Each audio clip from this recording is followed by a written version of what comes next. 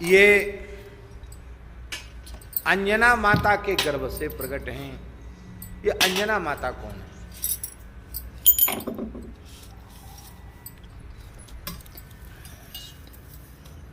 कई प्रकार की बातें मिलती हैं और उनको सुनकर भ्रम में नहीं पड़ना चाहिए।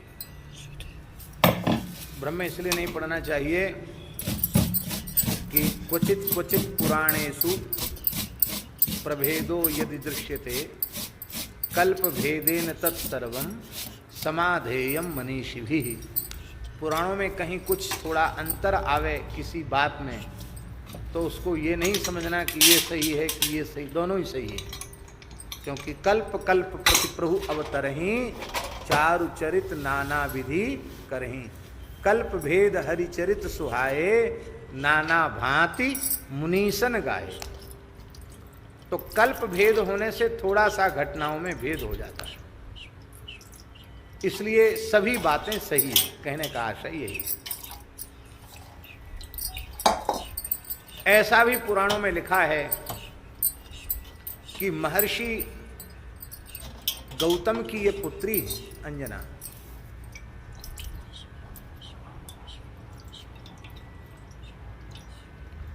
अब देखो, गौतम जी के पुत्र सतानंद जी हैं। ध्यान से सुने, गौतम जी के पुत्र सतानंद जी हैं, अहिल्या जी के पुत्र। और सतानंद जी कौन है? सतानंद जी श्री जनक जी के कुल गुरु हैं, कुल पुरोहित हैं।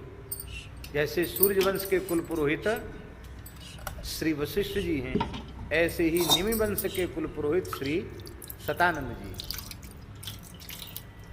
सतानंद तब जनक बुलाए। तो सतानंद जी की बहन अंजना,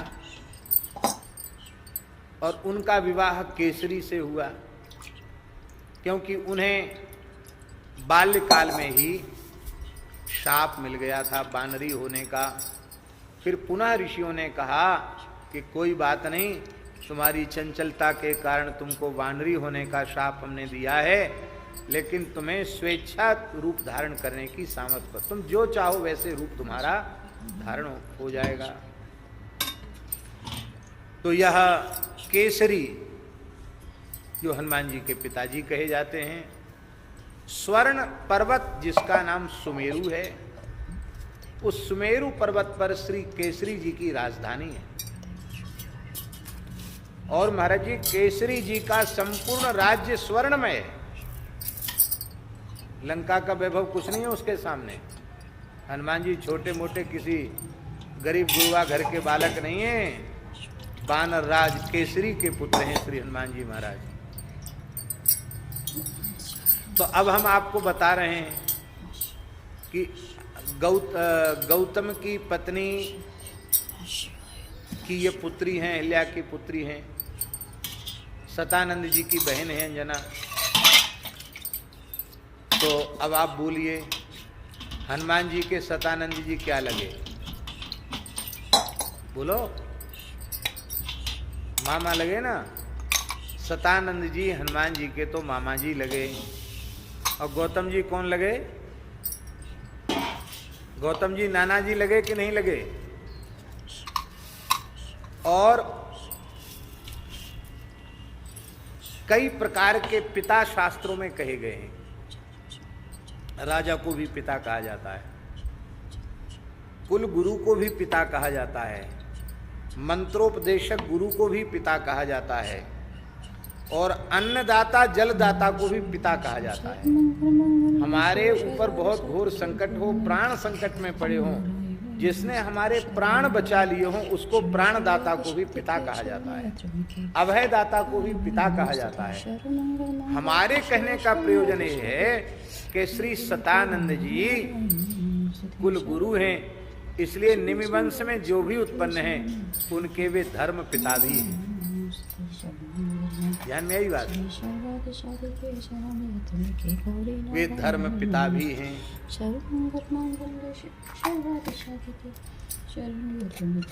इस नाते से हनुमान जी का संबंध हो गया कि नहीं हो गया? अब वो संबंध जोड़ना हमको आता नहीं है, आप लोग हिसाब किताब जोड़ लो। इस शास्त्र मर्यादा के अनुसार जानकी जी के धर्म पिता जनक जी तो है ही हैं, पर सतानंद जी भी धर्म पिता हुए, और सतानंद जी हनुमान जी के मामा जी हैं, तो किशोरी जी का भी संबंध उनसे हो गया, उस नाते से संबंध हो गया कि नहीं हो गया?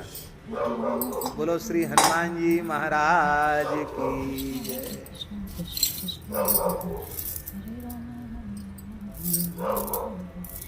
श्रीमद् वाल्मीकि रामायण के अनुसार, वाल्मीकि रामायण में उत्तरकांड में ब्रह्मलोक की अप्सरा पुंजिकस्थला, वो पुंजिकस्थला नाम की अप्सरा ही शापवश कुंजर नामक बानर की पुत्री के रूप में उत्पन्न हुई।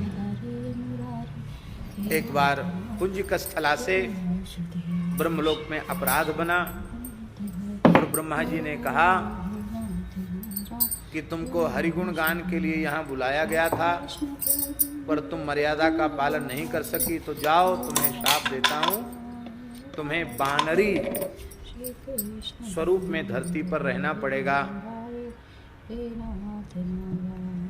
वो रोने लगी। उसने कहा महाराज मैं तो नृत्य गान से रिझाने आई थी, भगवान का चरित्र चल रहा था, लेकिन आपने, अरे मैं तो अप्सरा हूँ और नाचने वाली में थोड़ी भी चंचलता न हो तो नाचने वाली कैसी? वो आपने इतना कठोर श्राप दे दिया। बोले कोई बात नहीं, वो भगवत इच्छा से ऐसा निकल गया, पर तुम्हारी सुंदरता में अंतर नहीं पड़ेगा, तुम परम सुंदरी बनी रहोगी, तुम्हारे भीतर अपनी इच्छा के अनुरूप स्वरूप धारण करने की पात्रता हो, माने तुम चाहो जो स्वरूप बनाना चाहो वो स्वरूप तुम प्राप्त कर सकोगी, ऐसा आशीर्वाद दिया। और ये अत्यंत सुंदर स्वरूप धारण करके नख सिख सुसज्जिता हो करके पर्वत शिखर पर बैठी थी। उसी समय पवन देव, वायु देवता, जो सबके बाहर भीतर विराजमान हैं, पंच प्राण के रूप में भी तो भीतर ही हैं, और पंच उप प्राण के रूप में भी हैं। 5 प्राण है और 5 उप प्राण है, 10 प्राण है। प्राण, अपान, व्यान, समान और उदान, ये 5 प्राण हुए। 5 उप प्राण है, नाग, कूर्म, कृकलास, धनंजय और कच्छप, ये 5 प्रकार के उप प्राण हैं। नाग, कूर्म, कृकलास, धनंजय और देवदत्त, ये 5 उप प्राण हैं। तो वायु सर्वत्रग है, इसलिए वायु को दोष नहीं है। मनुष्य जैसे किसी का स्पर्श करता है तो उसको दोष होता है, पर देवता, वायु देवता हैं, वो स्पर्श करते तो दोष नहीं है। वायु का स्पर्श सकारण था। अंजना का सौंदर्य बड़ा अद्भुत था, और वे पर्वत शिखर पर पंचाक्षर मंत्र का जप करती हुई शिवोपासना कर रही थी।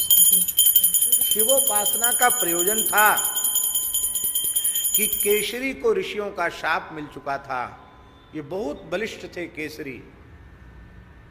तो कई बार ये तो स्वाभाविक शरीर में खुजली चलती, तो किसी पर्वत से ऐसे कर देते तो पर्वत चूर्ण चूर्ण होके गिर जाता, वृक्ष गिर जाते। पीठ में खुजली मची तो ऐसे ऐसे जैसी आ रहा। ऋषि घबरा गए, बोले ये इतने बलिष्ठ हैं तो इनका जो पुत्र होगा वो भी बड़ा भारी बलवान होगा। इसलिए उनको कहा कि तुमको तुम्हारे तेज से कोई संतान उत्पन्न नहीं होगी। तो हनुमान जी का जन्म होना नहीं था, अब कैसे हो? बाद में हनुमान जी के और भाई भी जन्मे, उन भाइयों का भी नाम पुराणों में लिखा है। लेकिन ये हनुमान जी शाप लग चुका था। तो श्री हनुमान जी महाराज को अवतरित होना था। भावी मैट सकै त्रिपुरारी, शाप का मोचन करने की सामर्थ्य शिव जी में है। एतावता अंजनी माता पर्वत शिखर पर भगवान शिव की उपासना कर रही थी। उसी समय भगवान ने मोहिनी अवतार धारण किया था। भगवान शिव को प्रसन्न करने के लिए, क्योंकि भगवान शिव ने आकर भगवान से प्रार्थना की कि प्रभु मैंने आपके सभी अवतारों का दर्शन किया है और आपने मोहिनी अवतार लेकर दैत्यों को अमृत पान से वंचित किया, देवताओं को अमृत पिलाया, तो हम तो वंचित रह गए आपके उस स्वरूप के दर्शन से। आप अपने मंगलमय स्वरूप का दर्शन कराइए। भगवान हंसने लगे, बोले भोले बाबा, वो स्वरूप तो दैत्यों को मोहित करने के लिए था, आप जैसे महात्माओं को देखने लायक नहीं है। अरे प्रभु, आपकी लीला, आपका चरित्र, आपका स्वरूप वो भी भक्तों के देखने लायक न हो, ये कैसे संभव हो सकता है? जब आपका स्वरूप है तो वह हमारे दर्शन के योग्य क्यों नहीं? आप मेरी अभिलाषा को पूर्ण कीजिए। भगवान बोले हो जाएगी। और भगवान शिव विराज रहे थे कैलाश में। इसी बीच में दिव्य वातावरण वन में प्रकट हो गया और मोहिनी भगवान, पुष्पमय श्रृंगार धारण किए हुए मोहिनी भगवान फूलों की गेंद अपने चरण से उछालते हुए, चरण से उछालते हाथ में ले लेते, हाथ से उछालते तो चरण से उछाल देते, अपने चरण से हाथ से ऐसे ऐसे उस गेंद को खेल रहे थे। इस पैर से उछालते तो इस हाथ में पकड़ लेते, इस पैर से उछालते इस हाथ में पकड़ लेते। उनके शरीर का सूक्ष्म वस्त्र पवन के वेग से उड़ता। उस दिव्य सौंदर्य को देखकर भोले बाबा यह भी भूल गए कि बामांग में पार्वती जी बैठी हैं, ये क्या सोचेंगी। हमारे बड़े पुत्र कार्तिकेय जी बैठे हैं, कनिष्ठ पुत्र गणेश जी बैठे हैं, ये सब हमारे तमाम पार्षद यहाँ हैं, ये सब अपने मन में क्या सोचेंगे। ये भगवान शंकर कुछ नहीं सोचे, वो सीधे मोहिनी भगवान के पीछे दौड़े। अब मोहिनी भगवान आगे आगे और भगवान शिव पीछे पीछे। ये लीला क्यों हुई? क्योंकि इस लीला के माध्यम से भगवान शिव को अवतार लेना था।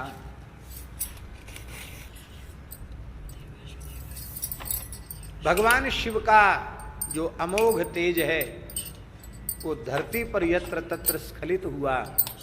उससे हीरा, मोती, पन्ना, पुकरा, जवाहरात, सोना, चांदी, तांबा, पीतल, ये सब की खाने तो हुई ही। पारा की खान, पारा, शिव शुक्र ही है पारा। और उस दिव्य तेज को, अमोघ तेज को जब विंध्यगिरी की ओर से निकले भगवान शिव, तो उस समय भगवती की आज्ञा से, भगवान की प्रेरणा से ऋषियों ने उस दिव्य तेज को एक दिव्य पात्र में, पत्र पुटक में स्थापित किया था। और उसी समय भगवान शिव की आज्ञा पवन देव को हुई और पवन देव ने ऋषियों से वह दिव्य तेज मांगा। और अंजना माता जो तप कर रही थी, उनके दक्षिण कर्ण मार्ग से वह भगवान शंकर का दिव्य तेज उनके उदर में स्थापित किया। अंजना माता को लगा कि किसी ने मेरा स्पर्श किया है, दिखाई कोई पड़ता नहीं पर मेरा किसी ने स्पर्श किया है। तो वे क्रुद्ध होकर शाप देना चाहती थी, मैं परम पतिव्रता, मेरा स्पर्श करने वाले तुम कौन हो? वायु देवता प्रकट हो गए। भगवती, आपके पातिव्रत में कोई अंतर नहीं आया, क्योंकि मैं तो वायु हूँ। वायु तो सबके भीतर भी रहता है और सबके बाहर भी रहता। वायु के स्पर्श से किसी को दोष नहीं होता है। देवताओं के कार्य की सिद्धि के लिए, देवताओं की विपत्ति दूर करने के लिए, श्री राम कार्य की सिद्धि के लिए भगवान शिव ही तुम्हारे गर्भ में पधारे हैं। परम पराक्रमी बलशाली पुत्र होगा, ऐसा कह करके पवनदेव अंतर्धान हो गए। और ये वाल्मीकि रामायण के किष्किंधा कांड के 66वें सर्ग में भी ये कथा संकेत रूप में आई है। और शिव पुराण आदि में जहाँ भगवान शिव के अवतारों का वर्णन है, वहाँ हनुमान जी के रूप में शिव जी प्रकट भये हैं, वहाँ भी कथा आई है। बोलो भक्तवत्सल भगवान की जय। तो ऐसी जो अंजना माता हैं, उनका गर्भ ही है समुद्र। अब देखो, गर्भ को समुद्र की उपमा क्यों दी? माता के गर्भ को समुद्र की उपमा क्यों दी? इसलिए दी कि समुद्र के रत्नाकर कहते हैं समुद्र को, अनेक रत्न समुद्र से प्रकट होते हैं। और श्री हनुमान जी रत्न हैं। रत्न किससे प्रकट होता है? समुद्र से। और हनुमान जी रत्न हैं। किसके रत्न हैं? रामायण महामाला रत्नम वंदे नीलात्मजम अंजनानंदनम वीरम जानकी शोकनाशनम कपि समक्ष हंतारम वंदे लंका भयंकरम। पूरा श्लोक कैसा है? रामायण महामाला रत्नम वंदे नीलात्मजम। पूरा श्लोक बताइए, बताइए। रामायण महामाला रत्नम वंदे नीलात्मजम। आगे की पंक्ति क्या है?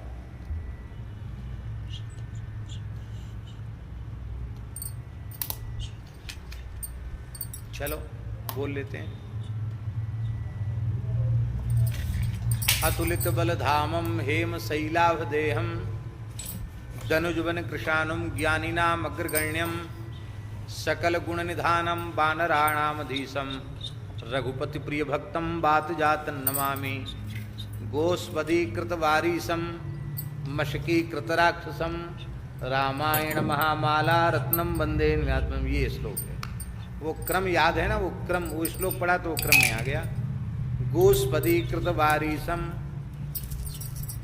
जिन हनुमान जी ने समुद्र को गोस्पदी कृतम, जैसे गाय का खुर पड़ जाए वर्षा ऋतु में कीच में, और फिर उसमें गड्ढा हो जाए, और फिर धूप से वो सूख जाए, और फिर बाद में पानी बरसे, तो गाय के खुर से जो गड्ढा हुआ है, उस गड्ढे में स्थित जल को पार करने के लिए किसी को जहाज की, नौका की जरूरत नहीं पड़ती है। ऐसे ही लांघता हुआ चला जाता है। तो जैसे कोई गाय के खुर के जैसे गड्ढे में भरे हुए जल को लांघ जाए, ऐसे वो समुद्र को लांघ गए। गोस्पदी कृतवारीशम, गोस्पदी कृतवारीशम मशकी कृतराक्षसम। सारे राक्षसों को मच्छर के जैसे मसल दिया। यद्यपि हमारी कथा सुन के मच्छर मारना शुरू मत करना। बहुत से लोग ऐसे हैं, एक मशीन आती है मच्छर मारने की, एक वो चिड़िया बल्ला जैसा होता ना, ऐसी एक मशीन जैसी होती है, उसको ऐसे घुमाते हैं, चट चट सब मच्छर मर जाते हैं। एक कोई लाइट भी ऐसी आती है, उसमें सब जल जल करके सब मच्छर मर जाते हैं।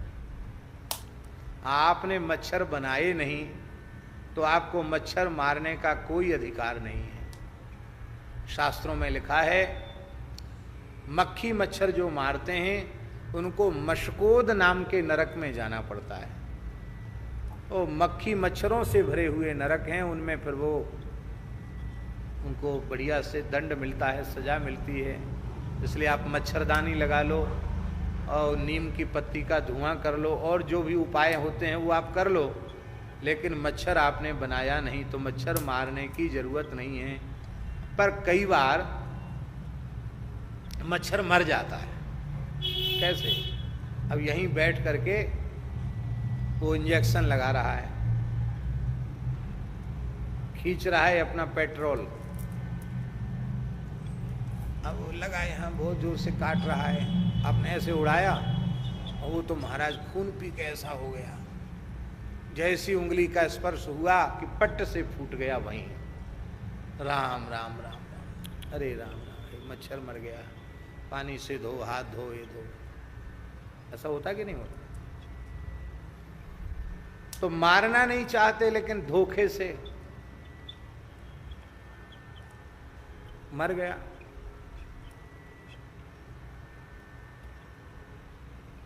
अब मैं भूल गया हूं, कभी याद आएगा तो बताऊंगा।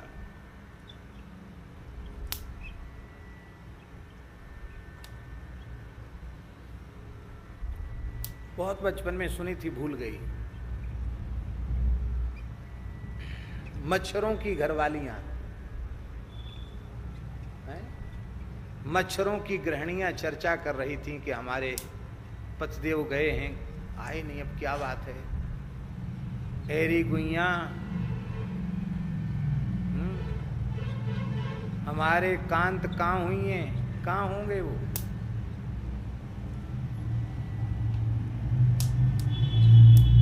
बोले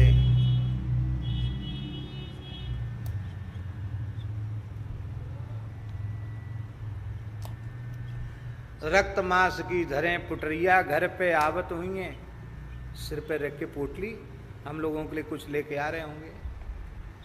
तब तक दूसरी बोली आते तो अब तक आ जाते, क्यों नहीं आए। हो सकता कुछ भूल रहे हों, बचपन में सुनी थी। तो वो कहती आड़ी टेढ़ी थापर पर गई, उतय मरे मिले हुई हैं। उतय मर गए होंगे, वहीं मर गए होंगे बेचारे। आड़ी टेढ़ी थापर माने थोड़े हाथ लग गया तो उसे बेचारे मर गए होंगे, क्या है। तब क्या करें, बोले किसी दूसरे मच्छर को खोजो। बोलो भक्त वत्सल भगवान की। मक्खी मच्छरों के ऐसे ही काम होते हैं। तो जैसे मच्छर मारने में कोई मारना नहीं चाहता पर ऐसे ही मर जाते हैं मच्छर, ऐसे ही मशकीकृत राक्षसम, मच्छरों के जैसे मसल दिया राक्षसों को, हैं मशकीकृत राक्षसम। ऐसे जो हनुमान जी हैं, कैसे हनुमान जी, और रामायण महामाला रत्नम, श्रीमद् रामायण रूपी जो महान माला है, उस रामायण रूपी महामाला के जो रत्न है, मणि है। रत्नम वंदे नीलात्मजम अनिलात्मजम पवनात्मजम रत्नम वंदे आंजनेयम वंदे।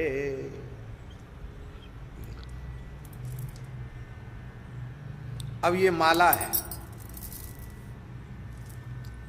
ये साधारण माला नहीं है,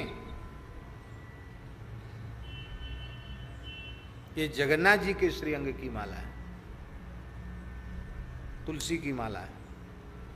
अब इस माला का रत्न ये है, राम लिखा है। अब मान लो माला में रत्न न हो तो, माला में रत्न न हो तो माला की शोभा होगी।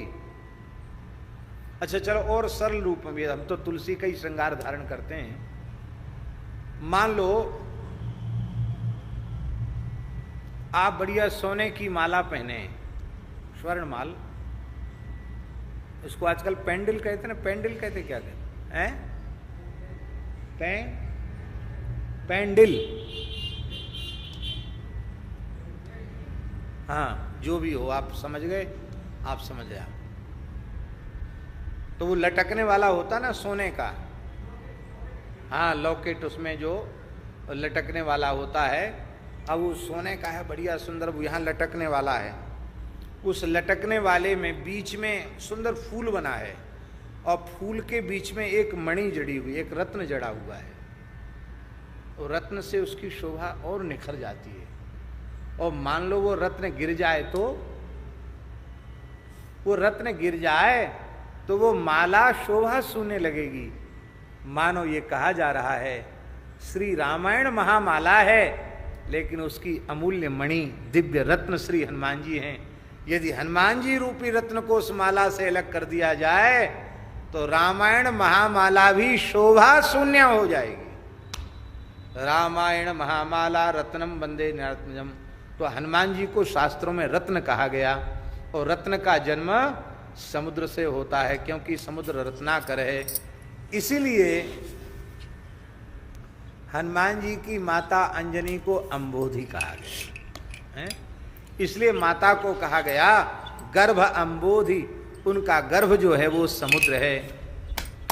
अब समुद्र से तो रत्न प्रकट हुए हैं, प्रधान 14 रत्न हैं, पर उन 14 रत्नों में कुछ एक ही रत्न ऐसे हैं जो सबके काम में आ रहे हैं।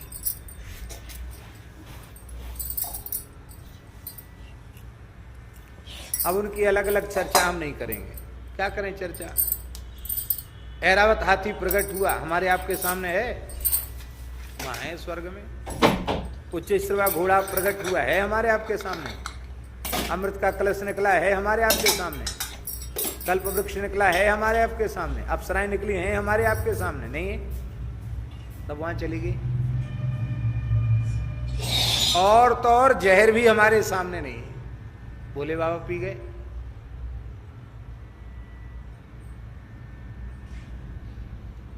कौन सा ऐसा रत्न है जो पूरे संसार को शीतलता दे रहा है, सबका पोषण कर रहा है?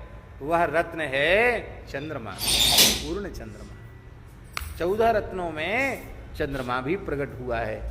और उन 14 रत्नों में इसलिए, भले ही कौस्तुभमणि महान रत्न है, पर भगवान के कंठ में है। भगवान का प्रत्यक्ष दर्शन होगा तब कौस्तुभमणि का दर्शन हो पाएगा, सबको सुलभ नहीं है। पर ये चंद्रमा रूपी जो रत्न है वो तो सारी सृष्टि को सुलभ है। ऐसी भैया जैसे चंद्रमा सबको सुलभ है, चंद्रमा सबका पोषण करने वाला है, चंद्रमा सबको आह्लाद देने वाला है, ऐसी हनुमान जी सबको सुलभ है। महाराज एक विशेष बात हम आपको निवेदन करें,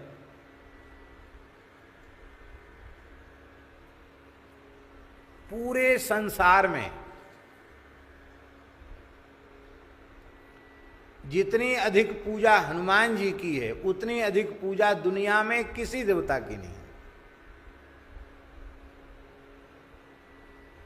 छोटे से छोटे गांव में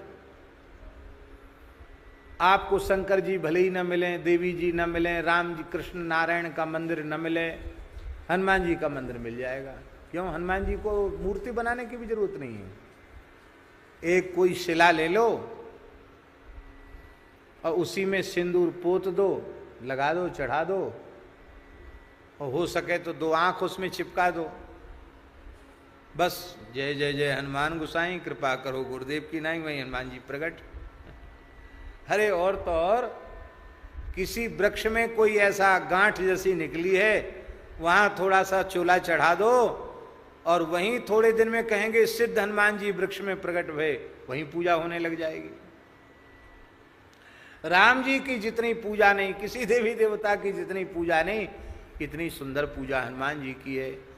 और हनुमान जी के बड़े बड़े चमत्कार, महाराज पूरे देश में हनुमान जी के चमत्कार आज भी। इधर ओरछा क्षेत्र में बंधा गांव के आसपास की घटना है, सत्य घटना है। एक गरीब आदमी, उसकी गृहिणी को कैंसर हो गया, परीक्षण हुआ और कैंसर चिकित्सकों ने डिक्लेयर कर दिया, प्रमाणित कर दिया कैंसर है। बोले अब यहां इलाज नहीं होगा, इसको तो बंबई ले जाओ।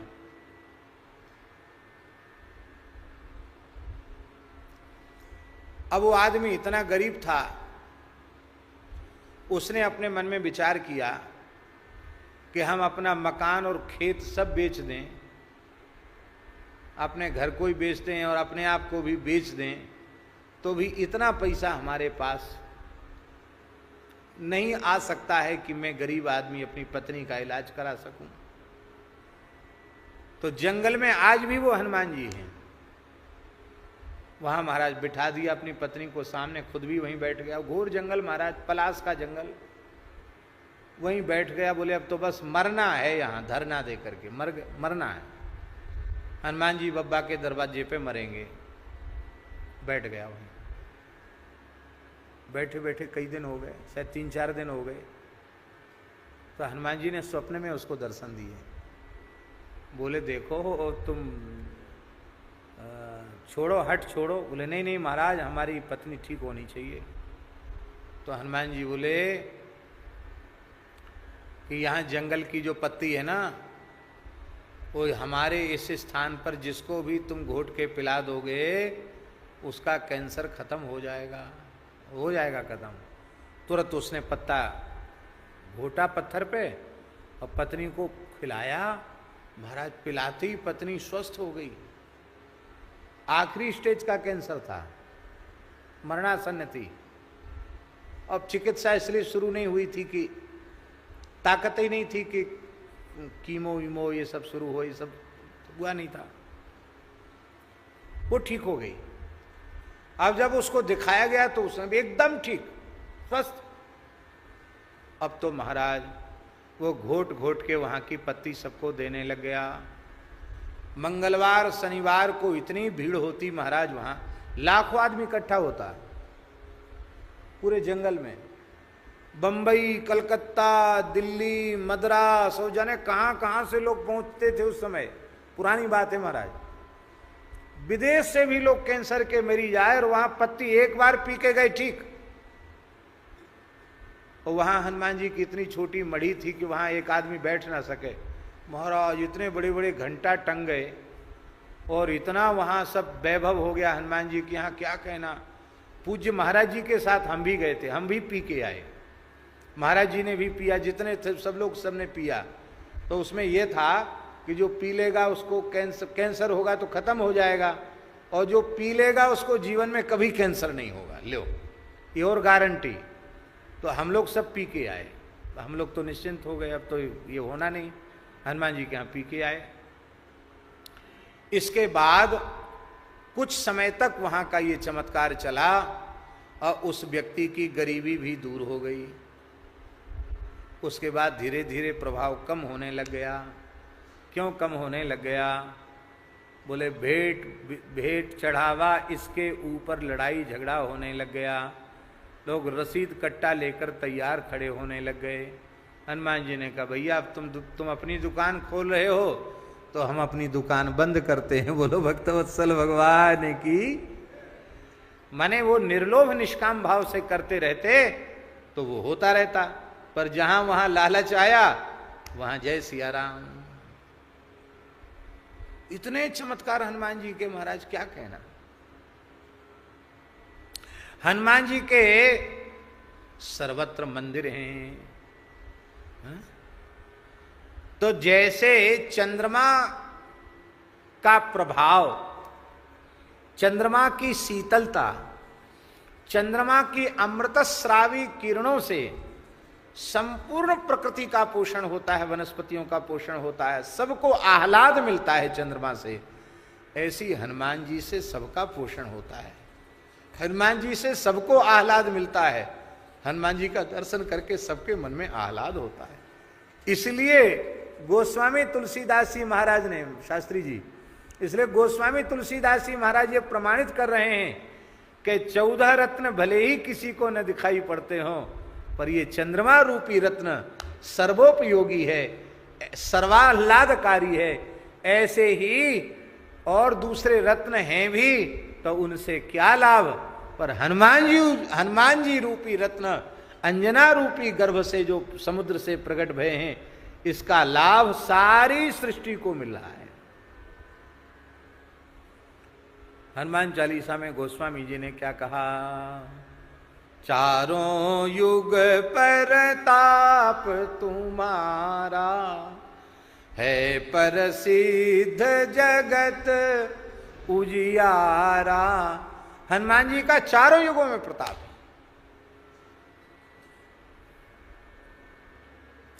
धरती के राजा हैं हनुमान जी। हाँ, केवल भारतवर्ष के राजा नहीं हैं, केवल जम्बू द्वीप के राजा नहीं हैं, केवल जम्बू द्वीप में स्थित 9 वर्षों के राजा नहीं हैं। हनुमान जी 7 द्वीप 7 समुद्र वाली संपूर्ण पृथ्वी के सम्राट हैं। आप लोग कहेंगे कैसे? बोले भगवान श्री राम, भगवान श्री राम जब चक्रवर्ती सम्राट पद पर विराजमान हुए तो राम जी केवल अयोध्या के राजा नहीं, राम जी केवल भारतवर्ष के राजा नहीं, सप्त सागर मेखला है और एक कौशला, राम जी एक अकेले अधीश्वर हैं। सारी सप्तद्वीप सप्त समुद्रवती पृथ्वी के एक छत्र सम्राट श्री रघुनाथ। वैसे तो देखें तो वो अनंत कोटि ब्रह्मांड नायक हैं, लेकिन लीला के रूप में भी देखें तो राम जी सप्तद्वीपवती सप्त समुद्रवती इस संपूर्ण भूमंडल के पृथ्वी के एक छत्र सम्राट के रूप में राम जी विराजमान हुए।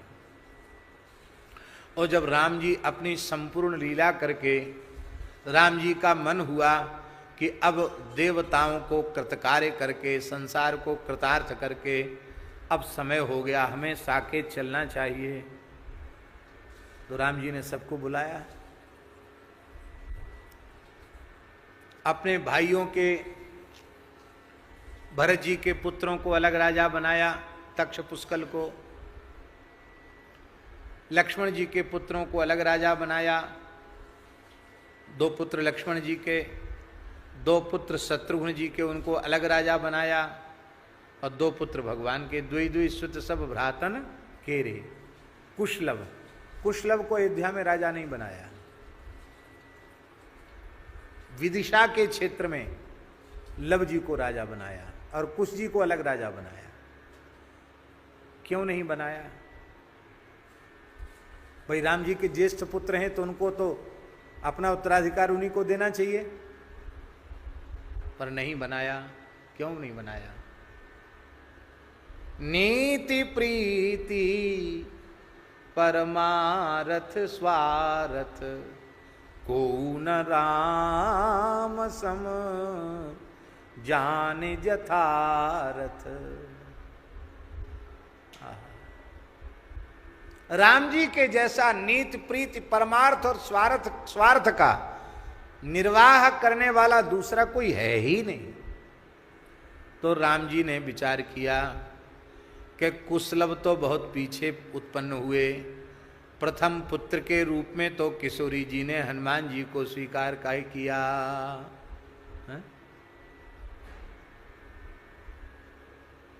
प्रथम पुत्र के रूप में हनुमान जी को स्वीकार किया ना। लंका में सुत कह दिया किशोरी जी ने हनुमान जी को, पुत्र कह दिया। और भैया पुत्र कहती उसको जिसको मां स्वीकार कर ले। बाप कहे हमारा बेटा, मैया कहे हमारा नहीं है तो बात कच्ची, और मैया कहे कि हमारो बेटा है तो बात पक्की। तो किशोरी जी ने हनुमान जी को पुत्र के रूप में स्वीकार कर लिया। और जब किशोरी जी ने स्वीकार कर लिया तो श्री रघुनाथ जी अब तक बड़ी मर्यादा रख रहे थे, लेकिन अब उन्हें लगा कि जब किशोरी जी ने अपना लाला कर लिया, कह दिया, तो मेरे तो ये प्यारे पुत्र हो ही गए हनुमान जी को। और नहीं तो हनुमान जी को प्रभु कर पंकज कपि के सीसा सुमिरी सो दशा मगन गौरी सा। इसके पहले इतने प्यार से हाथ नहीं रखा हनुमान जी के सिर पे। आज क्यों रखा भाई?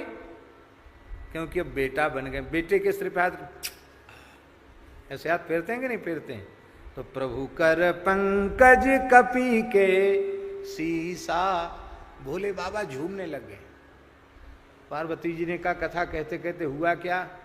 बोले हमारा हनुमान जी के रूप में अवतार लेना सफल हो गया। हम तरसते ही रह गए कि कभी मेरे राघव मेरे सिर पर हाथ पधरावें, पर ये इतनी मर्यादा रखते हैं। भला कोई भक्त इष्ट के सिर पे हाथ कैसे रख सकता है? क्योंकि राम जी तो हमको इष्ट मानते हैं अपना, तो इष्ट के सिर पे हाथ कैसे रखेंगे? मैं तरसता ही रह गया। लेकिन आज मेरी इच्छा पूरी हो गई, हनुमान जी के रूप में ये हाथ मेरे सिर पर आ गया। तो सुमिरी सो दशा मगन गौरी सा, शिव जी मगन हो गए। आज हनुमान जी के रूप में मेरा अवतार लेना सफल हो गया। सुमिरी सो दशा मगन गौरी सा। तो हनुमान जी ज्येष्ठ पुत्र हैं, राम जी बोले अब बड़े को छोड़ के छोटे को राजा बनावे, कुछ को राजा बनावे तो अन्याय हो जाएगा। इसलिए और दूसरी बात यह है, जब भाइयों के पुत्रों को अलग अलग दिया तो अपने पुत्रों में, भाई के पुत्रों में भेद क्यों? ये भी एक विशेष बात। नीत प्रीत परमारथ स्वार्थ उनको भी अलग, पर हनुमान जी को तो सब स्वीकार्य हैं। हनुमान जी को कोई ऐसा नहीं है जो हनुमान जी को स्वीकार न करता हो, तो हनुमान जी सबके लिए स्वीकार्य हैं। इसलिए अयोध्या का राजा हनुमान जी को बनाया, और अयोध्या का राजा का मतलब है 7 द्वीप 7 समुद्र वाली संपूर्ण पृथ्वी का राजा। इसलिए भैया बड़े बड़े देवी देवता संसार में बने रहो, सबको दंडवत है, सबको प्रणाम है, लेकिन राम जी ने राजा जिनको बनाया, सारी धरती का एक छत्र सम्राट बनाया, वे श्री हनुमान जी महाराज हैं। राम जी ने हनुमान जी का अभिषेक किया, सप्तद्वीपवती पृथ्वी के एक छत्र सम्राट के रूप में अभिषेक किया। कहां किया अभिषेक? श्री अयोध्या हनुमान गढ़ी में। दर्शन किया हनुमान गढ़ी? ठीक से नहीं किया, ठीक से नहीं किया। ठीक से करोगे तो वहां आपको दिखाई पड़ेगा। हनुमान जी तो सिंहासन पर बैठे हैं स्वर्ण छत्र लगा करके, और राम लक्ष्मण भरत शत्रुघ्न और किशोरी जी ये पांचों पीछे खड़े हैं। देखा? ये नहीं देखा? वो पीछे जो पीछे ठाकुर जी को नहीं देखा पीछे? हाँ, यही तो बात, इसलिए तो हम कहते ठीक से नहीं दर्शन किया। बड़े बड़े स्वरूप हैं, छोटे मोटे नहीं है। पूरे राम जी बड़े, राम जी, भरत जी, लक्ष्मण जी, शत्रुघ्न जी, और श्री राम जी के बामांग में किशोरी जी। पर वहां हनुमान जी के यहाँ एक तो अखंड धूना चलता है, अखंड अग्नि हनुमान जी के मंदिर में रहती है। हजारों वर्ष हो गए अब तक हनुमान जी के मंदिर के भीतर की अग्नि बुझी नहीं, और दिन में हनुमान जी को बार बार धूप दिखाई जाती है, जनार्दन धूप। तो पुजारी जो होते हैं उनके कपड़े भी काले हो जाते हैं, मंदिर तो पूरा काला है, और पीछे जो सरकार खड़े हैं वो बार बार धूप के धुआं से सरकार भी सब वो दिखाई नहीं पड़ते हैं। उनकी पोशाक भी उसी रंग की हो जाती है, पोशाक भी रोज नहीं बदलती है। हाँ, विशेष विशेष पर्व पर हनुमान जी उस सरकारों का मज्जन होता है, पोशाक बदलती है। बाकी हनुमान जी 3 टाइम स्नान करते हैं, धारोष्ण कच्चे दूध से। और क्या कहना, हनुमान जी की सेवा तो हनुमान जी की सेवा है। ऐसी हनुमान जी की सेवा अन्यत्र कहीं होती नहीं, जैसी हनुमानगढ़ी में जिस विधि से हनुमान जी की सेवा होती है। और वो बड़ी प्राचीन पद्धति है, परंपरागत। हनुमान जी के मंदिर के क्या रहस्य हैं उनको या तो हनुमान जी जाने या हनुमान जी के पुजारी जाने। और ये मर्यादा है कि हनुमान जी के मंदिर के रहस्य पुजारी बाहर बोलते नहीं, बोलते ही उनका अनिष्ट हो जाएगा। हनुमान जी को छू के शपथ खानी पड़ती वहां कि इस मंदिर के भेद रहस्य बाहर नहीं बताए जाएंगे। हनुमान जी साक्षात आज भी वहां विराज रहे हैं, आज भी। थोड़ी सी भी चूक का तत्काल दंड मिलता है। हनुमान जी के 4 पुजारी होते हैं, चारों व्यस्त रहते हैं। रात्रि को 2 बजे सबको जगना पड़ता है। एक जगाने वाला सेवक अलग होता है, उसकी ड्यूटी है सबको जगाओ। 2 बजे रात को जाकर वो सबको जगाएगा। सब स्नान ध्यान करके हनुमान जी के यहाँ पहुंचते हैं। 1 सहस्र तुलसी दल पर राम नाम लिखकर हनुमान जी को चढ़ाया जाता है। 3 बार हनुमान जी को अभिषेक होता है। हनुमान जी कच्चा नहीं पाते हैं, पहलवान कच्चा क्यों खाएं? अरबी का साग रोज उनको, हलवा रोज, रबड़ी रोज। वो निश्चित है इतना भोग लगना ही है हनुमान जी को, पूरा रोज भोग लगना है। और हमारे पूज्य महाराज जी तो हनुमान जी के 2 बार पुजारी रहे, जिनका उत्सव हम लोग मना रहे हैं।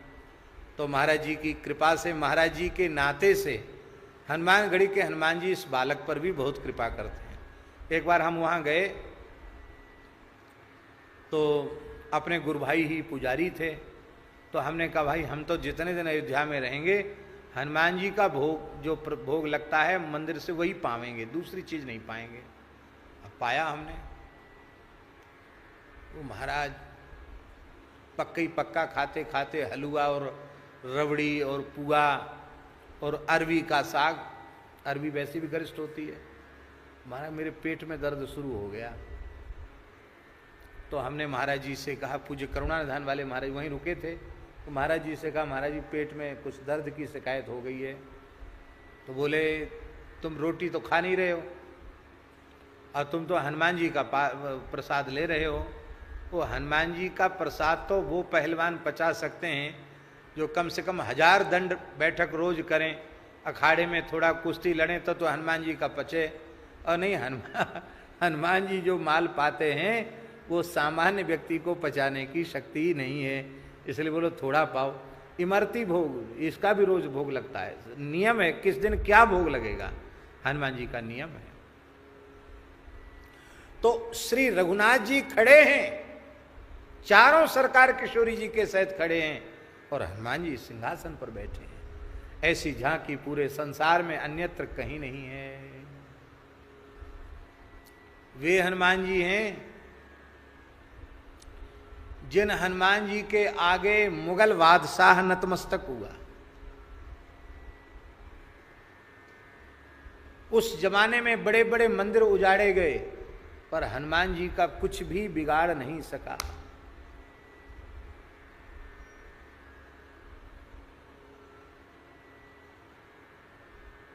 बादशाह के द्वारा बहुत कीमती हीरों की माला हनुमान जी को धारण कराई गई।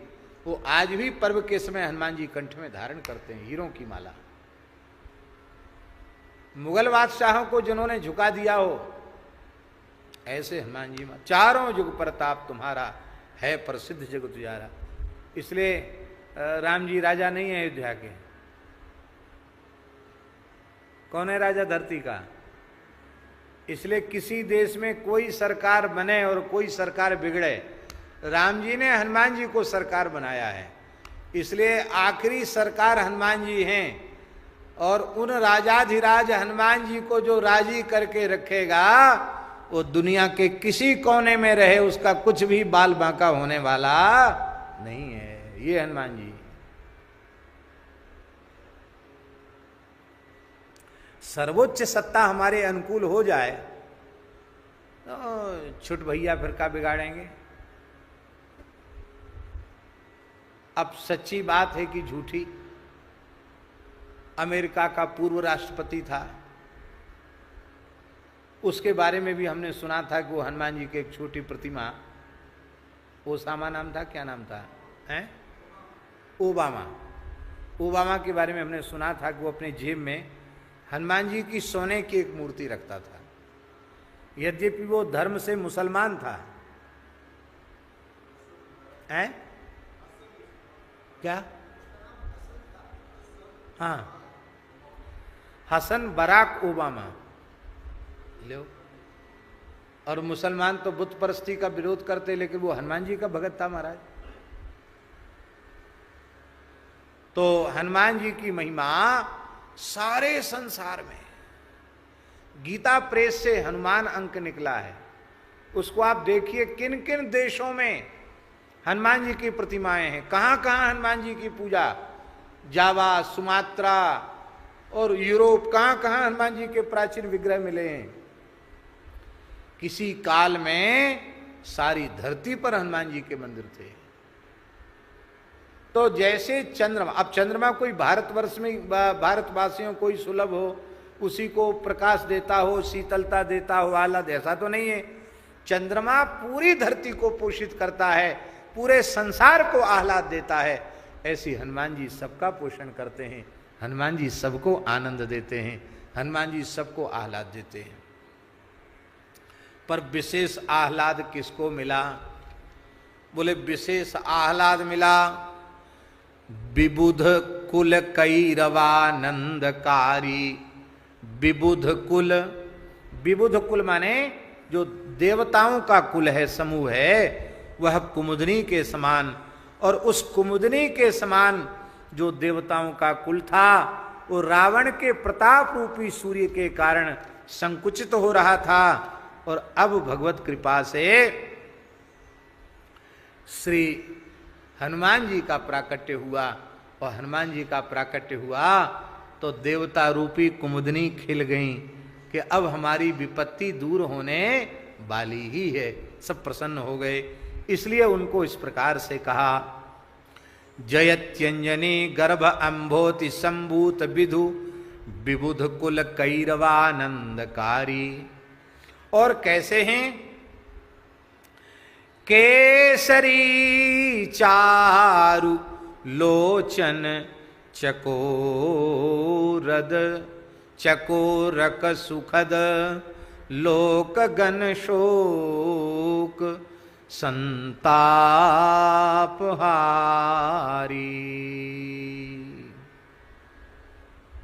हे भगवान,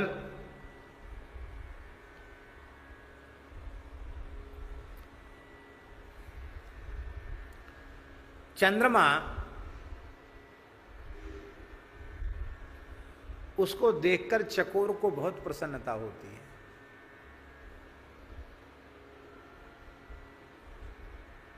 कैसा है मामा जी का पद? फूल बगिया में बन गए चकोर हैं। कैसा है? चकोर फूल बगिया में बन गए चकोर हैं। ऐसा है ना, पूज्य बक्सर वाले महाराज जी का पद है। तो ये चकोर को चंद्रमा बड़ा प्रिय होता है। रामचंद्र अब सीमुख चंद चकोर, किशोरी जी के मुखचंद्र के चकोर बन गए। ऐसे ही महाराज जी जैसे चकोर को चंद्रमा को देखकर बड़ा आह्लाद होता है, बड़ी प्रसन्नता होती है, ऐसे ही श्री हनुमान जी को देखकर किशोरी जी को वैसा ही आनंद मिला। किशोरी जो किशोर जो उनके पिता हैं, केसरी जो उनके पिता हैं, उनको वैसा ही आनंद मिला जैसे चकोर को चंद्रमा को देखकर आनंद मिलता है। क्योंकि हनुमान जी अंजना रूपी समुद्र के से उत्पन्न चंद्रमा है, और चंद्रमा को देखकर चकोर को आह्लाद होता है। तो केसरी चकोर बन गए और हनुमान जी का मुख चंद्र हो गया। इसका मतलब अपने पिता के बड़े लाडले हैं। पिता जैसे अपने अत्यंत गुणगण संपन्न पुत्र को वात्सल्य पूर्वक देखे, ऐसे ही प्रेम पूर्वक केसरी जी हनुमान जी को निहारते रहते हैं। और ये कैसे हैं? बोले लोक गण शोक संतापहारी। ये संसार के समस्त पाप ताप संताप को दूर करने वाले हैं। लोक गण शोक संतापहारी। जानकी शोक नाशन तो है ही है, सारे संसार के शोक को नाश करने वाले हैं और सारे संसार के संताप को दूर करने वाले हैं। सबके संताप को हनुमान जी दूर करने वाले हैं।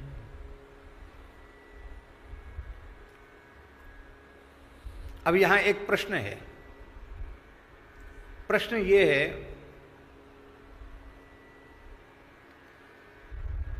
कि गोस्वामी तुलसीदास जी महाराज ने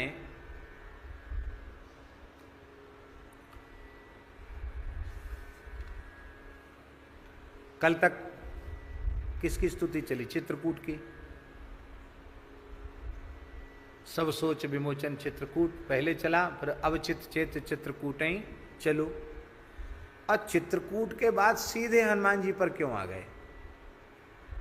ध्यान है? अब उनको चाहिए था कि चित्रकूट के बाद अयोध्या जी आते, फिर दशरथ जी का वंदन करते, तीनों माताओं का वंदन करते, फिर लखन लाल जी का वंदन करते, भरत शत्रुघ्न का वंदन करते, अब फिर होते होते अंत में हनुमान जी का वंदन करते। लेकिन चित्रकूट के वंदन के साथ सीधे हनुमान जी का वंदन। उसका एक भाव तो ये है, उसका एक भाव ये है कि जो जिससे उपकृत होता है उसके प्रति हृदय से कृतज्ञ होता है। अकृतज्ञ होता न है ऐसा नहीं, कृतज्ञ होना चाहिए। यानी मेरी बात, आपने हमारा उपकार किया तो हम आपसे उपकृत हुए। आपने हमारा उपकार किया तो हमें आपके प्रति जीवन भर कृतज्ञ होना चाहिए। वो दिन हमें कभी नहीं भूलना चाहिए कि जब हम घोर संकट में थे, हमारा कोई नहीं था, तब आपने हमारी सहायता की। भले ही कोई ऐसा अवसर आ जाए कि उपकार जिसने किया था वो बेचारा सामान्य स्थिति में रह गया, और जिसके प्रति उपकार किया वो महाराज मूर्धन्य से भी मूर्धन्य बन गया, लेकिन मनुष्यता ये है कि वो चाहे जितनी ऊंचाई पर पहुंच जाए, पर जिसके द्वारा हमारा उपकार हुआ है, हमारा हित हुआ है, उसके प्रति कृतज्ञता का भाव बना रहे। गोस्वामी तुलसीदास जी महाराज अपने जीवन में सबसे अधिक उपकृत श्री हनुमान जी से हैं। और हनुमान जी शिव जी दो नहीं है, एक ही है। रुद्रावतार ही तो है हनुमान जी, पर हनुमान जी से बहुत उपकृत हैं। सबसे पहले गोस्वामी जी को अपने जीवन में किसका अनुग्रह प्राप्त हुआ, बहुत ध्यान से सुने। गोस्वामी जी के जीवन काल की सबसे पहली रचना है हनुमान चालीसा। तुलसीदास जी महाराज के जीवन काल की सबसे पहली रचना है हनुमान चालीसा। वर्तमान में तो सोच विचारक कहते नहीं, किसी दूसरे ने लिख दे रहे राम राम, ऐसा सोचना महापाप है। क्यों? बोले तुलसी जी दास जी के द्वादश ग्रंथों में इनका नाम नहीं। अरे भले आदमी, द्वादश ग्रंथों में नाम नहीं है। अब मलुकदास जी की 12 खड़ी, छोटे बालक थे, 5 वर्ष के पूरे हुए मलुकदास जी, 6ठे वर्ष की आयु में विद्यालय में प्रवेश हुआ। तो गुरुजी ने ककहरा पाटी पर लिखा, बोले अभ्यास करके लाओ। सब बच्चे अपना अपना ककहरा जानते हो ना, जैसे का लिख दिया तो का ऐसे लिखते हैं। धीरे धीरे फिर मास्टर देखता है ठीक से का बना कि नहीं बना। अब तो मारना मना है, नहीं पहले तो वो डंडा भी मारते थे हाथ में। करो ऐसे हाथ नहीं कर तो नीचे से मारते थे डंडा, हाथ करना ही पड़ता था। हाथ नहीं करो तो ज़्यादा डंडा पड़ेंगे, इसलिए लोग ऐसे प्रसाद जैसे लेते ना, ऐसे हाथ फैलाना पड़ता था मास्टर के आगे। आप लोग जब पढ़े होंगे तो आपको याद होगा।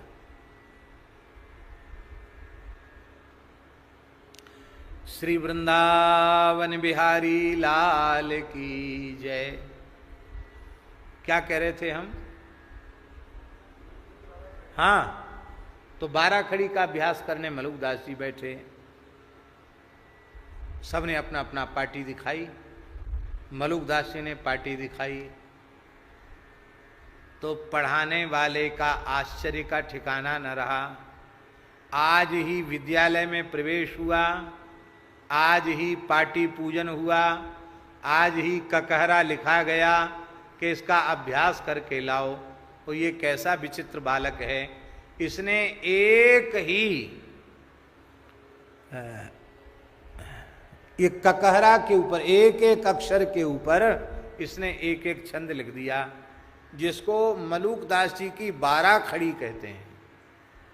हमारे पूज्य पहाड़ी बाबा महाराज कहते थे कि पहले साधुओं में, जैसे आजकल लोग हनुमान चालीसा का पाठ करते हैं, ऐसे ही साधुओं में किसी जमाने में और 12 खड़ी का पाठ किया जाता था। बड़ी विचित्र महाराज जी 12 खड़ी। जैसे है का तो का के ऊपर मलुकदास जी ने लिखा, कक्का कृष्ण मुरारी सकल घट व्यापे जोई। कक्का कृष्ण मुरारी सकल घट व्यापे जोई, करे करावे आप और दूजा नहीं कोई। काटे संकट दास के करुणामय भगवान, काम क्रोध मद लोभ में बूढ़े सो अभिमान। केवल राम भजो रे भाई, केवल राम भजो रे भाई। कुंभ में मलुकदास जी का नाटक चल रहा था और श्रद्धेय श्री मुरारी बापू जी दर्शन करने आए, बड़ा उनका स्नेह है। वे जब दर्शन करने आए तो यही नाटक चल रहा था। तो ये पंक्ति उनको इतनी भाई कि आज भी कभी कभी वे केवल राम भजो रे भाई, इसका खूब बढ़िया कीर्तन कराते हैं। केवल राम भजो रे भाई, केवल राम भजो रे भाई। खा खखा खोल हृदय की आंख, देख मन माहि विचारी, खोटा है संसार खड़ा पुरुष बनवारी।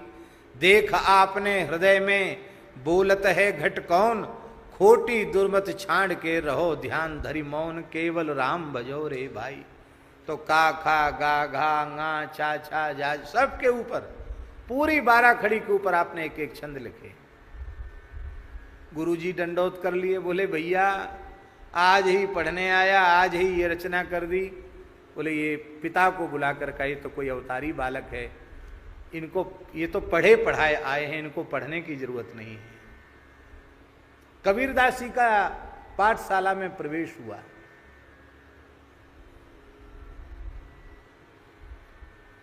संस्कार के अनुसार उनको मदरसे में प्रवेश दिलाया गया और वहां अलिफ वे से टे ते जीम चे हुए खे, ये जो सब उर्दू के अक्षर होते हैं ये सब उनको पढ़ाए गए। अलिफ सबसे पहला होता है।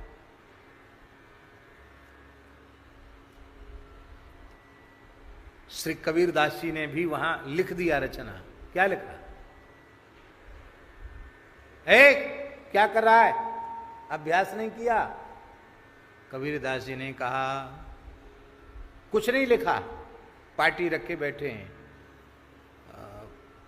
उस्ताद ने, पढ़ाने वाले ने अलिफ लिख दिया, अभ्यास नहीं किया। क्या कर रहे हो बैठे बैठे? बोले राम नाम का जप कर रहा हूं। क्या होता है राम नाम?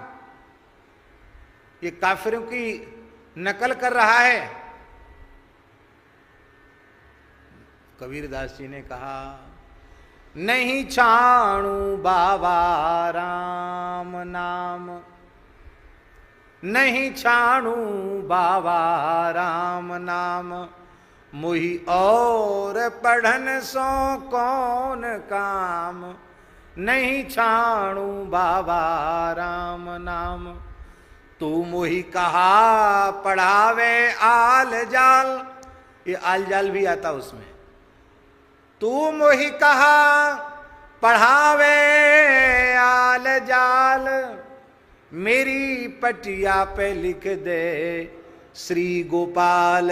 मेरी पटिया पे लिख दे श्री गोपाल। नहीं छाणु बाबा राम नाम, मुहि और पढ़न सो कौन काम।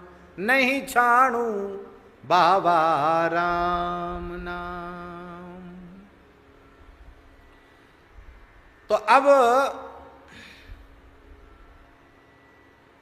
गोस्वामी तुलसीदास जी, बहुत ध्यान से सुने, इसको कह के हम पूरा करेंगे क्योंकि आज हमारा विचार है कि एकदम समय से पूरा करें। श्री तुलसीदास जी महाराज अभी मात्र 10-11 वर्ष के थे, 12 साल के भी पूरे नहीं हुए थे कि शेष सनातन जी की पाठशाला में एक समस्या आ गई। उस समस्या के कारण विद्यालय खाली होने की स्थिति में आ गया। एक पिशाच, एक भूत प्रेत पिशाच का अति आक्रमण उस विद्यालय पर हो गया और महाराज विद्यार्थियों को वो उठा उठा के पटके। तो जहां भूत प्रेत की बाधा हो जाएगी वहां से तो सब भगेंगे कि नहीं भगेंगे? ऐसा हो जाता है। आप लोग कहीं तीर्थ धाम, होना तीर्थ धाम में भी हो जाता है। ये तो बात 500 साल पुरानी, 500 से 20 साल से ज्यादा पुरानी हो गई।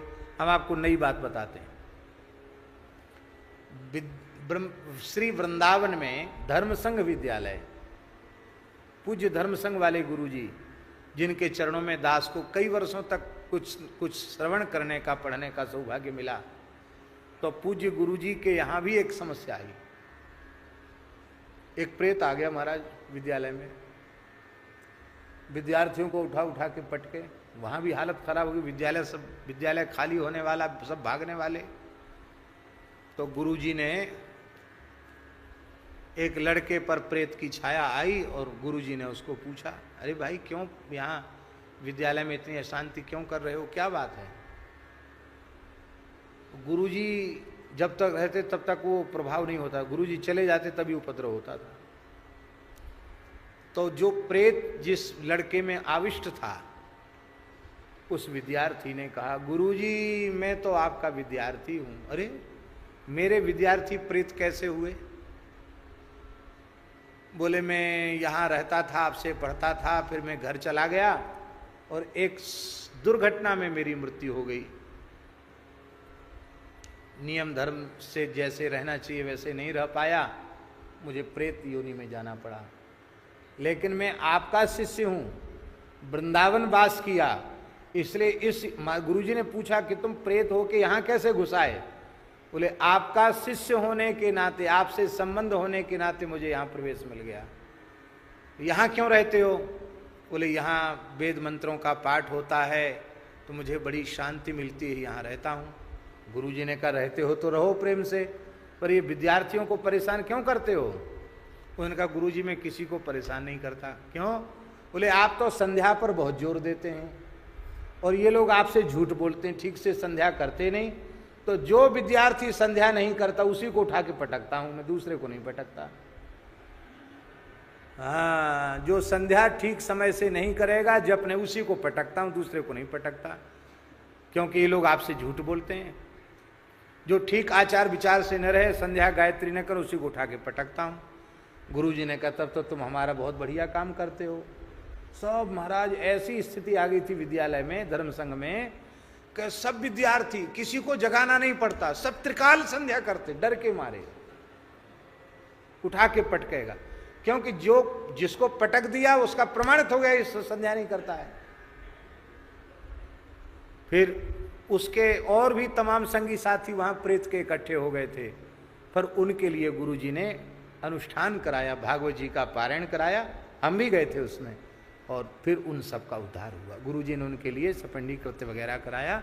और ऐसे पूज्य गुरुजी वशिष्ठ स्वरूप, जिन्होंने अपने शिष्य की अधोगति में जाने पर भी उसका तो उद्धार किया, और जाने कितने प्रेतों का उद्धार किया, ऐसे गुरुजी के चरणों में हम प्रणाम करते हैं।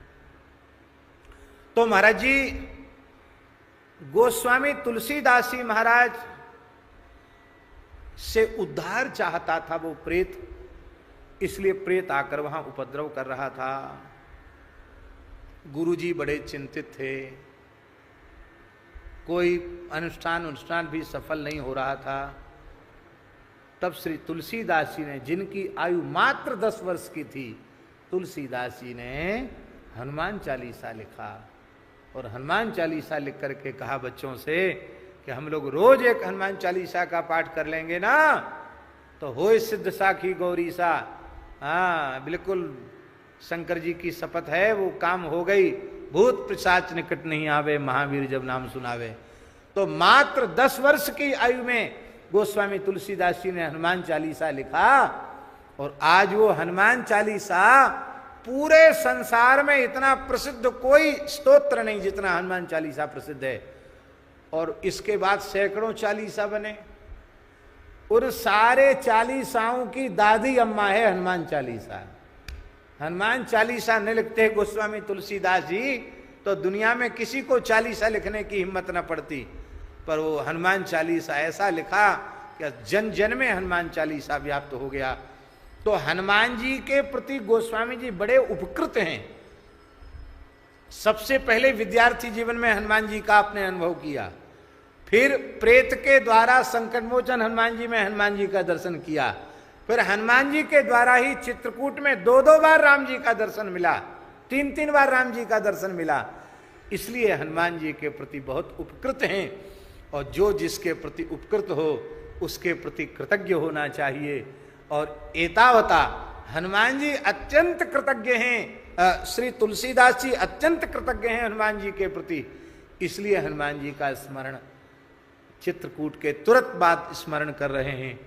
ऐसा क्यों ना कह दो कि चित्रकूट में ही स्मरण कर रहे हैं, क्योंकि चित्रकूट में ही हनुमान जी ने दर्शन दिया है, चित्रकूट में ही हनुमान जी ने 3-3 बार राम जी का दर्शन कराया है, इसलिए चित्रकूट की स्तुति करते करते उन्हें हनुमान जी की स्मृति आ गई।